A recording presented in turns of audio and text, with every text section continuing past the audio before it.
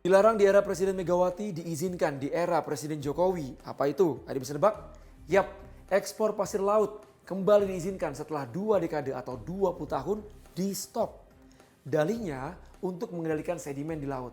Tapi pengamat lingkungan punya pendapat lain. Katanya ekspor pasir laut ini justru merusak ekosistem. Nah lo, mana yang benar?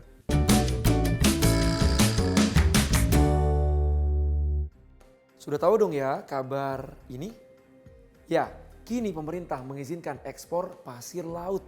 Iya, pasir laut kita dikeruk, terus dijual tuh ke luar negeri. Padahal sebelumnya di era pemerintahan Presiden Megawati ini dilarang keras. Berdasarkan keputusan Menteri Perindustrian dan Perdagangan ketika itu, ekspor pasir laut dihentikan dengan alasan untuk mencegah kerusakan terhadap pesisir dan pulau-pulau kecil. Bahkan ketika itu banyak pulau-pulau kecil di Kepulauan Riau yang tenggelam karena pasirnya diambil.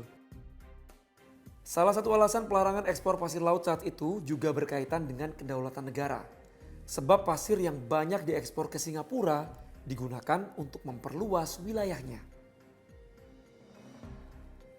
Sekarang di zaman Presiden Jokowi, keputusan ini dicabut. Jadi ekspor pasir laut kembali diizinkan lewat peraturan pemerintah nomor 26 tahun 2023. Katanya merusak lingkungan, kok diizinkan? Dalih pemerintah ini katanya untuk mengendalikan sedimentasi di laut. Makanya kita kerjasama dengan ya, sehingga memang pelaksanaannya itu memang bisa dilakukan sedemikian rupa sehingga tidak menimbulkan dampak sama itu. Artinya hal seperti itu ya sudah ada Harus diawasi nanti diperhitungkan ya. Siap. Nilai ekonominya udah dihitung nggak sih Pak kalau dari ekspor pasir laut? Ya, sekarang begini, sekarang kalau itu mengendap jadi apa? Jadi sedimen dan kemudian bisa membahayakan alur pelayaran kan. Kalau digeruk, itu kan ada ongkosnya, berarti ada nilainya nih Pak. Ada yang mau nggak?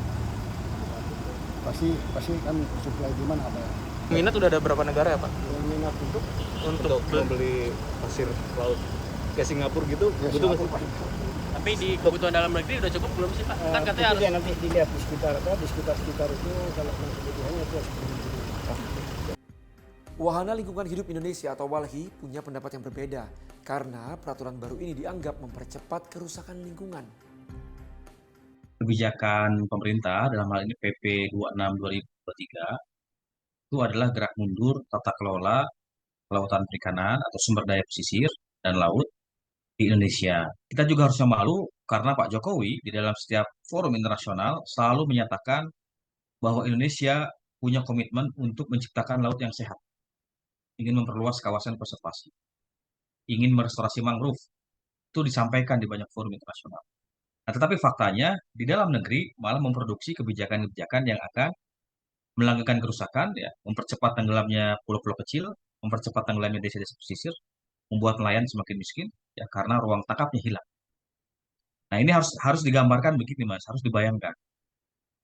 Tahun 2040, tahun 2050 itu 100 tahun Indonesia sejak kemerdekaan.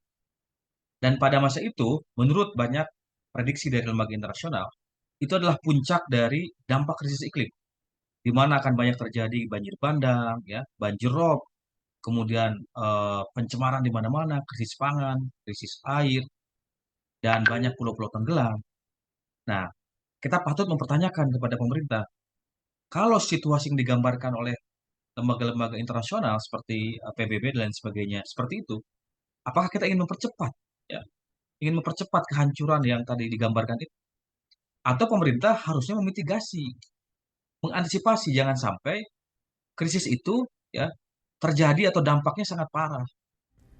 Atas kebijakan baru ini, mantan Menteri Kelautan dan Perikanan Bu Susi juga menentang nih.